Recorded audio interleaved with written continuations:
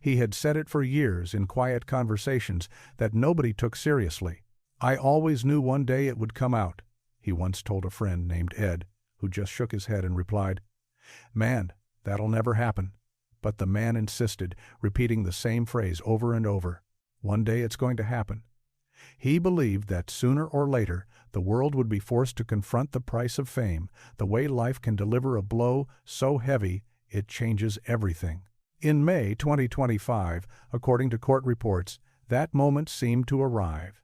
During the federal trial of Sean Diddy Combs, a female witness took the stand and described nights-long parties where artists were tightly controlled, coerced into silence, and at times quietly erased if they dared to speak out. Her testimony painted a picture of an industry where power moved in the shadows, and those who resisted it paid with their careers, their sanity, and sometimes their lives. As those words echoed through the courtroom and across social media, another name began to resurface, a man who had been gone for more than 3 decades. David Ruffin, the former lead singer of The Temptations. Because when you look back at his life, it too reads like a chain of events that was never fully explained. Drug-fueled parties, volatile relationships, open defiance of authority, and, finally, a death that felt less like an ending and more like a disappearance. He vanished for days, was suddenly dropped off at a hospital by an unknown man, and was later found with over $40,000 in cash stuffed into his pocket, with no clear record of where it came from. For years, the official line was simple and cold. David Ruffin was just another fallen artist, swallowed up by addiction. But as new testimonies in 2025 described a network of manipulation and exploitation spanning more than 40 years, a disturbing question emerged. Was David caught in the same kind of web? Was he simply a man who buckled under the weight of fame? Or someone who once carried secrets powerful enough to frighten an entire industry? And if that second possibility was even partly true, could his death really be reduced to a simple overdose? In this story, we go back to the unresolved chapters surrounding David Ruffin, a proud, complicated, and deeply wounded symbol of American soul music. What makes his case so hard to look away from is not just his talent, but the way he slipped out of the world.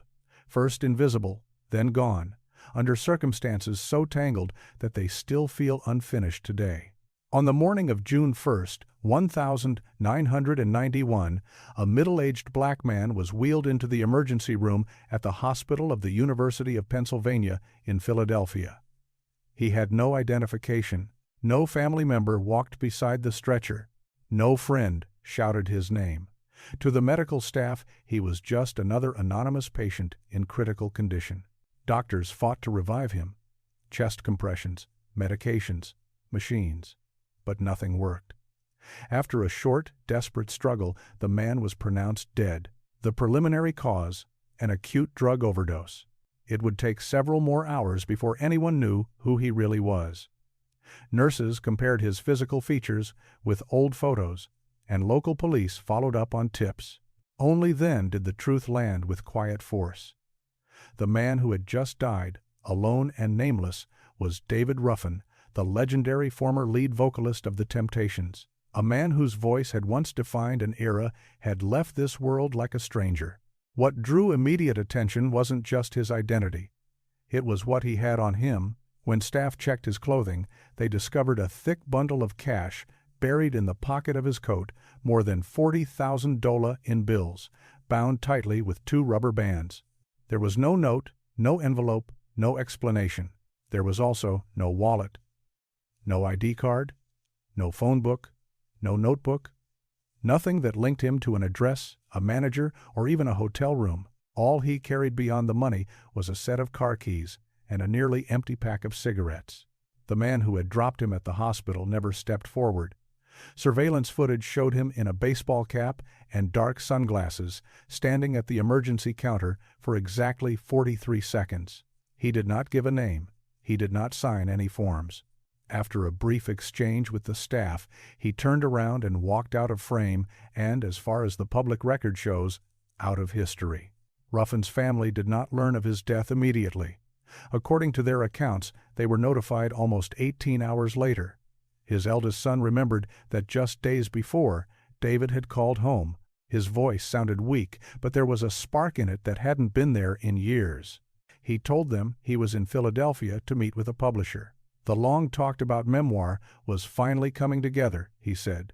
And this time he was going to tell everything, no more half-truths, no more omissions, no more protecting the powerful. That phone call was filled with a strange kind of hope, the hope of a man who believed he was about to reclaim his own story. It was also the last time his family ever heard his voice. After that, he vanished. According to friends, David had been talking for months about exposing what he claimed to have witnessed during his years around Motown. Artists exploited through contracts they barely understood, lavish private parties attended by influential figures, and abuses of authority that the press was quietly discouraged from touching. He said he was tired of carrying it all in silence. To some close confidants, he revealed that he kept certain things with him at all times: audio recordings, handwritten notes, and letters involving major names in music and beyond. These items, it was said, were his leverage, his proof, the pieces of a puzzle he hoped to assemble in his book. After his death, those items were believed to have simply disappeared.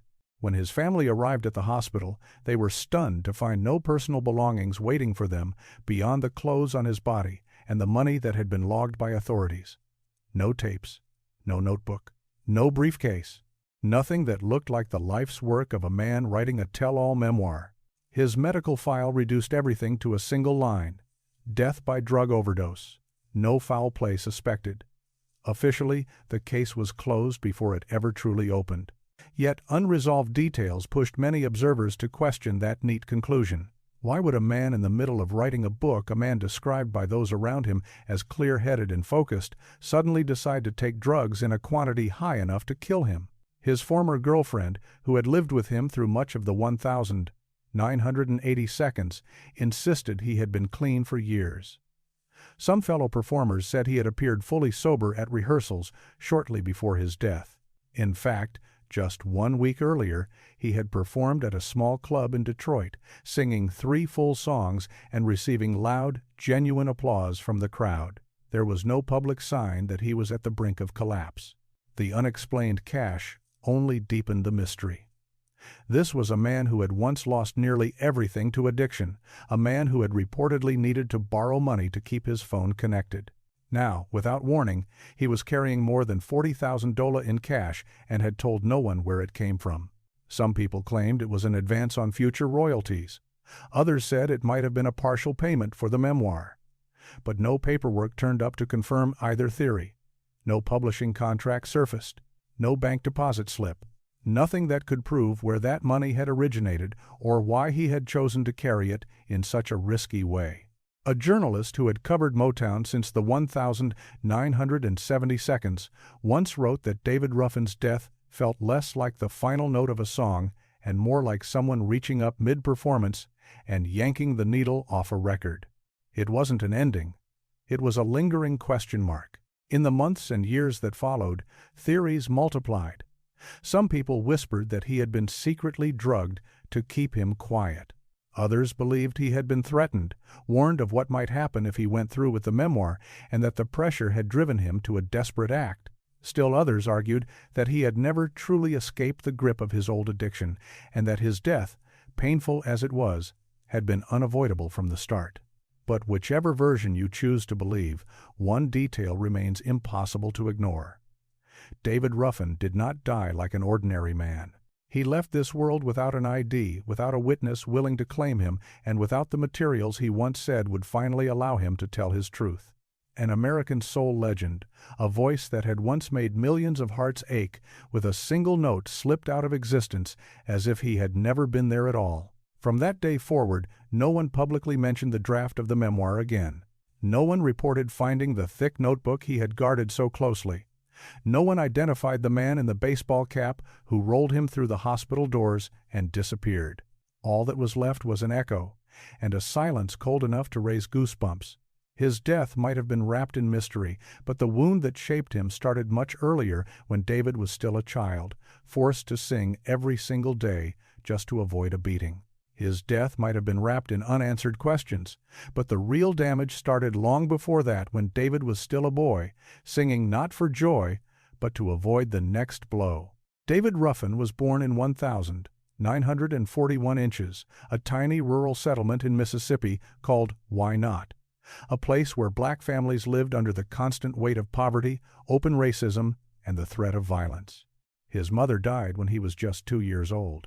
His father, Eli Ruffin, was a traveling preacher who moved from one small country church to another, Bible in hand, voice booming from the pulpit. But whatever compassion he brought to the congregations, it did not follow him home. To his children, he was not a gentle minister, but a strict ruler. With David, he was especially severe. He often said his son's singing voice was a gift from God, something sacred that had to be used properly, and that meant on Eli's terms. By the time David was 7, singing was no longer a choice. It was an order. Every Saturday night, while other children played outside or fell asleep early, David sat under a dim light, forced to memorize hymns word for word. On Sunday mornings, he was placed in front of the congregation, a small boy in 2 big church clothes, singing each line with flawless pitch because he knew what waited if he stumbled. Any tiny mistake, a missed beat, a note slightly off, a lyric out of place, could mean being dragged behind the house as soon as the service ended. There, out of sight from the pews, Eli would punish him with whatever was closest: a belt, a broomstick, anything that could make the lesson hurt enough to be remembered. Neighbors later recalled hearing a child's screams echo out from that wooden house carried on the night air. No one stepped in. No one knocked on the door. In that time, and in that part of the American South, there was an unspoken rule. What happened inside another family's home stayed there, no matter how brutal it sounded. David's childhood, as most people understand the word, never really existed. There were no pickup games in the yard, no carefree afternoons, no best friend to whisper secrets to. He went to school during the day, helped with chores when he got home, and then spent his nights rehearsing songs until his throat burned. On winter evenings so cold they stiffened his fingers, he was still made to practice the same verse again and again until his father finally gave a short nod of approval.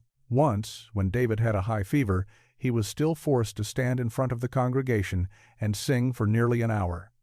After the service, he collapsed and spent almost a week barely able to get out of bed. There was no doctor, no apology, just a line written inside his father's Bible about obedience being more important than health. Slowly, David's voice became his armor and his disguise. On the church stage, he smiled on cue, lifted his arms, and stretched out the high notes as if the music brought him happiness. Inside, he was learning a very different lesson. To be accepted, he had to perform perfectly. To be loved, he had to be useful. To be safe, he had to stop acting like a child and start acting like a product. From that young age, David figured out that his voice was more than sound. It was his shield, his weapon, the one thing that could spare him from punishment or being ignored.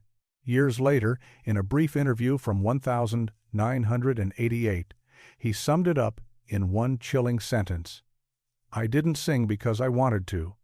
I sang because I had to. If I didn't sing, I would disappear." By the time he turned 13, the tension between David and his father had reached a breaking point. David started pushing back against the control that had defined his entire life. One day, during a church service, he argued with Eli in front of the congregation. The response was immediate. Eli slapped him across the face in full view of everyone. None of the churchgoers intervened. No one even spoke up. After that humiliation, David tried to run away, but he was still just a teenager with nowhere to go. A few weeks later, he was caught, dragged back home, and locked inside the house for 2 days without food.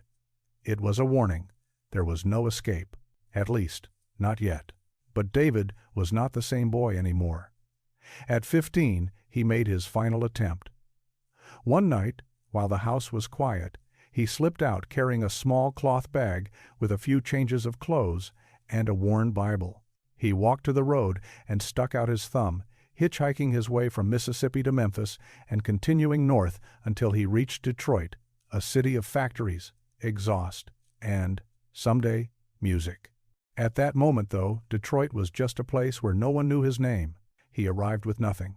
No family waiting for him, no friends to lean on. He slept wherever he could, a corner in a bus station, the bench outside a gas station, sometimes a locked stall in a public restroom when he could slip inside undetected. During the day, he sang on street corners for loose change. On nights when the cold cut through his thin jacket, he would duck into a small diner and offer to wash dishes in exchange for a few hours on the floor in the back. A shop owner near the bus depot later recalled seeing David sitting outside for 2 nights in a row, quiet and unmoving, clutching a threadbare coat.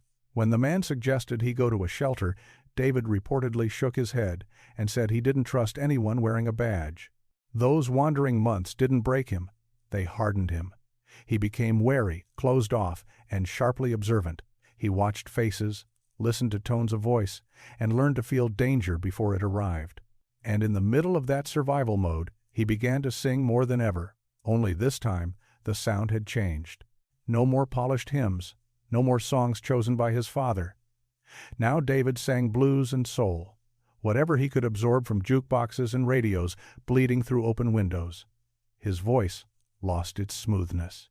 It cracked, growled, and rasped. It carried the weariness of a child who had never once been protected by the adults around him. One day, while he was singing inside a barber shop to earn a few dollars, a small gospel group called the Dixie Nightingales happened to hear him. They were struck by the raw power in his delivery and invited him to perform with them at several church services. Those invitations led to more appearances, and soon David was stepping into the first shadows of a professional music career. But no matter how far his voice carried him, the boy inside never truly stepped out of that wooden house in Mississippi. Deep down, David still felt invisible, a person who only existed when he sang the right notes, when he gave people what they wanted. That feeling, that hollow space, never fully healed. It may be why, when fame finally found him years later, David clung to control with both hands. After a lifetime of being told what to sing and how to sing it, he decided he would be the one setting the rules. He wanted to control the stage, the band, the room, everything. The tragedy was that he used the same tool his father had once used on him. He wielded his voice not just to move people, but to bend them, to demand, to dominate. The cycle of pain repeated itself, this time with David on the other side of it. The fire in his singing, the intensity that audiences would one day describe as passion, came from somewhere far darker. For years, the sound that shook concert halls and climbed the charts wasn't fueled by pure love of music. It was powered by an old wound, a wound that had never been treated, never been named, only forced to keep performing. If David's childhood was where the cracks in his soul first appeared, then his years with the Temptations were where those cracks split open in a blaze of light that the whole world could see. By 1964, Motown was at the peak of its power. The label had become a factory of hits, and the Temptations were one of its most valuable weapons: sharp suits, precise choreography, and polished harmonies. The only thing they were missing was a voice strong enough to cut through the noise and stamp their name into history. That voice arrived when David Ruffin stepped into the picture. At first, he wasn't the star. He was just another member in the background, shaking a tambourine and blending into the harmonies. But the balance shifted the first time he was allowed to try leading a song like "The Way You Do the Things You Do." From the moment he opened his mouth, something changed in the room. Bandmates listened more closely. Motown executives lifted their heads. David's voice didn't sound like anyone else on the roster. It didn't glide like Smokey Robinson's, and it didn't surge with the same smooth passion as Marvin Gaye's. His sound was different, raw, textured, almost abrasive in its honesty. When he sang, it felt as if each word dragged across the listener's chest, leaving a mark. Motown's founder, Berry Gordy, was said to have described it in simple but unforgettable terms. David Ruffin could take a whisper and push it all the way into a scream without ever losing the melody. That kind of control, paired with that kind of intensity, was rare. By 1965, the Temptations released "My Girl," and everything changed. The song shot to #1 on the Billboard charts, carrying the group beyond the confines of the black community and planting them squarely in mainstream American pop culture. It was more than a hit. It was a crossover moment that helped define the era. At the center of it was David. His high notes, The quiet confidence in his delivery, the hint of sadness behind the warmth of the lyrics, those details made the song feel timeless. People began calling him a voice that carried America's soul because what he sang didn't sound like performance. It sounded like confession. But success has its own gravity. Once someone stands in that kind of spotlight, it becomes harder to step back into the shadows. For David, the stage was no longer just a platform, it was a throne. After years of being controlled, he saw the spotlight as the one place where he could finally control everyone else. He started arriving late to rehearsals. Sometimes he'd change lyrics on the fly, ignoring carefully planned arrangements. Musicians learned not to rely too much on the set list because David might decide that tonight he felt like doing things his way and his way only. The breaking point came with a demand that shook the group's foundation. David proposed that the group's name be changed to David Ruffin and the Temptations, mirroring the rebranding that had turned the Supremes into Diana Ross and the Supremes. He believed he was the engine, and the public, he argued, came for his voice above all. When the other members pushed back, he reportedly fired off a single cutting line. "Without me, you'd be back to singing at weddings." Behind the curtain, he grew more distant. He insisted on his own car, a separate dressing room, and even put out unusual rules like not wanting anyone to look directly at him while he applied his makeup. The image had become a fortress, and he was determined to guard it. Drugs began to play a larger role in how he moved through the world. According to those around him, he used them frequently before performances. Stimulants to stay sharp, to keep his energy explosive, to make sure no one in the crowd could look away. One night, he walked on stage with bloodshot eyes and a shirt that looked like it had been thrown on in a hurry. But when he launched into Ain't Too Proud to Beg, the audience didn't see the chaos behind the scenes. They only felt the force of his voice. People stood, shouted, clapped. The show, on the surface, was a triumph. And that was the tragedy. He was too extraordinary to simply be replaced, but too unpredictable to be safely managed. The tension kept building until it finally erupted. In 1967, during a period of escalating arguments, David punched a manager who refused to let his girlfriend into the studio. Incidents like that were no longer rare. He began refusing to go on stage at the last minute, forcing the group to scramble.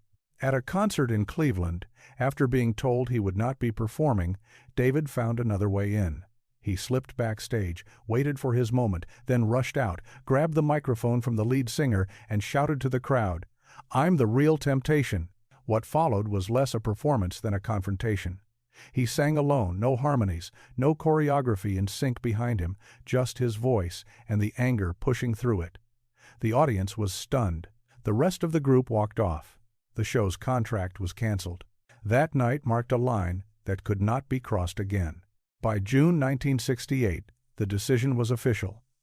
David Ruffin was fired from the Temptations. Motown's public explanation was diplomatic, artistic differences. But everyone close to the situation knew the truth ran deeper. He hadn't been removed because he lacked talent. He had been removed because that talent came with an ego and volatility that no one could rein in anymore. The man who had once sung, "I've Got Sunshine on a Cloudy Day," now seemed to be burning up under that same light. After leaving the group, David tried to rebuild himself as a solo artist. His first album contained tracks that critics praised, and there were flashes of the old brilliance. But the shadow of the Temptations was massive. Audiences still associated his voice with the group that had turned him into a star, and breaking free from that image proved much harder than he expected. He didn't walk away from the Temptations as a man reborn. He walked away as someone unsure of what was real, his fame, his friendships, even his own sense of worth. With his role gone and the group moving on without him, David found himself drifting into a different kind of isolation, one that felt less like being shut out and more like locking himself in. What followed would drag him deeper into a world of volatile relationships, drugs, and violence, the same patterns that had once been used against him, now replayed by his own hands. Long before he was pushed out of the Temptations, the patterns that would one day consume David had already begun to show themselves in his private life. Behind the scenes, the same intensity that made him magnetic on stage turned volatile and frightening at home. Before his departure from the group, David was widely known to be in a relationship with singer Tammy Terrell, the woman whose duets with Marvin Gaye songs like Ain't No Mountain High Enough and Your Precious Love had made her a rising star. To the public, they looked like a perfect pair, young, talented, glamorous, sharing stages and spotlights. But according to people close to them, the reality did not match the photographs. Friends said Tammy confided that David's need for control followed her everywhere. She was reportedly told not to have private conversations with other male artists. She was expected to report where she was and who she was with. In interviews, she was warned not to touch certain topics, especially anything related to David's past. Some who knew them claimed that his jealousy could ignite without warning. One incident, repeated over the years in whispers and second-hand accounts, involved a motorcycle helmet. It was said that during a heated argument in late 1967, when Tammy refused to leave a recording session to go with him, David hurled a helmet in her direction. The blow, according to these accounts, struck her head. No one can say with certainty how much that moment affected what came next. But on October 14, 1967, while performing on stage with Marvin Gaye, Tammy collapsed into his arms. She was later diagnosed with a brain tumor. On March 16, 1970, at just 24 years old, she died. Doctors never publicly confirmed any direct link between the injury described in those stories and the tumor that claimed her life. But the public didn't need medical certainty to form an opinion. In the court of rumor and memory, David began to be seen as dangerous, someone whose charm could flip into violence without warning. After Tammy's death, those close to David said he seemed to sink further into himself. Whatever guilt, grief, or confusion he carried, he rarely put into words. Instead, he drifted deeper into a world where his only steady companions were substances and the people who came and went with them. By the mid-1970s, David's drug use had escalated into something heavy and relentless. His performances became more sporadic. Tours and recording sessions that should have been chances at redemption instead turned into missed opportunities. He would arrive hours late, or not at all. Sometimes he showed up so altered that promoters had no choice but to cancel. In May 1976, he signed a contract to perform at a small club in Chicago. On paper, it was a modest gig, a chance to reconnect with audiences and maybe prove he could still carry a show. But when the night came, witnesses said he never made it inside. He reportedly sat in his car outside the venue, smoking steadily, eyes fixed on nothing. As showtime approached, the club owner knocked on the window again and again. There was no response. David had fallen asleep or passed out, unreachable. The crowd inside, people who had come hoping to see the legendary voice from My Girl, left with refunds instead of memories. After that night, his name began to shift in the industry. It was no longer just associated with genius. It became a warning. Club owners hesitated, promoters backed away. People who once would have fought to book him now quietly avoided his calls. Friends who had shared the early Motown years with him also began to pull back, not, they said, because they hated him, but because they no longer knew how to reach the version of David they remembered. They watched him lash out over minor slights and vanish for days without explanation. One former friend recalled an incident from 1981 that captured the change in him. David had asked to borrow a car and was turned down. In response, he smashed the person's window and walked away without a word. The friend later said, David wasn't evil, but at that time, he wasn't David anymore. By the mid-1982s, police reports began to form a grim pattern. David was arrested multiple times for drug possession and assault. In one documented case from September 1987, officers encountered him walking along a Michigan highway, carrying 2 plastic bags filled with white powder and concealing a small gun. When they questioned him, he reportedly gave a hollow, wandering answer. "I'm trying to find my way home, but I forgot where it is." No one could say for sure whether that line was a moment of raw honesty or a confused reaction after too many chaotic nights. But it lingered in people's minds because it sounded like more than just an excuse. It sounded like the confession of a man truly unmoored, lost between the past and whatever future he still believed he had. Women who were involved with him in his later years described a similar pattern. At first, David could make you feel like you were the center of his universe, the only person who understood him. Then, without warning, he could flip a switch and vanish, not answering calls, not opening doors, acting as if the connection had never existed. He loved with full force, they said. But the same force could turn destructive when the walls closed in. One woman who lived with him for nearly 2 years recalled waking up night after night to find David sitting silently in front of a mirror, talking under his breath, sometimes moving his lips as if singing to an audience that wasn't there. It was as if he had split into two people, the man everyone remembered on stage, and the restless, sleepless soul who didn't know where to put himself when the lights were off. By the time he should have been enjoying the stability of a mature career, David was living more like a ghost wandering between worlds. In one world, there were still old records spinning, crowds cheering, and the echo of My Girl playing in diners and on late-night radio stations. In that version of reality, he was still a legend. In the other world, the one he walked through every day, there were arrests, missed shows, backroom deals, and the growing sense that nobody really needed him anymore, not the industry, not the public, maybe not even the people closest to him. David Ruffin did not walk away from the temptations and then simply fall off a cliff. He staggered down a long, uneven slope. He still had that remarkable voice. He still had scattered fans who would show up whenever his name appeared on a flyer. There were still nights when he could step onto a small stage and, for a few minutes, remind everyone of who he had been. But inside, the foundation had crumbled. He no longer trusted love, friendship, or promises. What remained behind him were broken relationships, unfinished projects, and a man who seemed to spend more time drifting down highways than standing in studios. He was suspended somewhere between reality and a shimmering illusion of past glory, a place he could remember vividly but never truly return to. Yet, even in the middle of addiction, legal trouble, and emotional wreckage, David clung to one last belief, that he would come back, and that when he did, he would finally tell the truth. Yet, amid the wreckage of addiction and broken trust, David held on to one final conviction, that one day he would return not just to the stage, but to the truth. He believed he still had one last version of himself left to unveil, but fate did not bend to his plans. In May 1991, only weeks before he died, David made an unexpected phone call to his younger brother. On the other end of the line, his voice was steadier than it had been in years.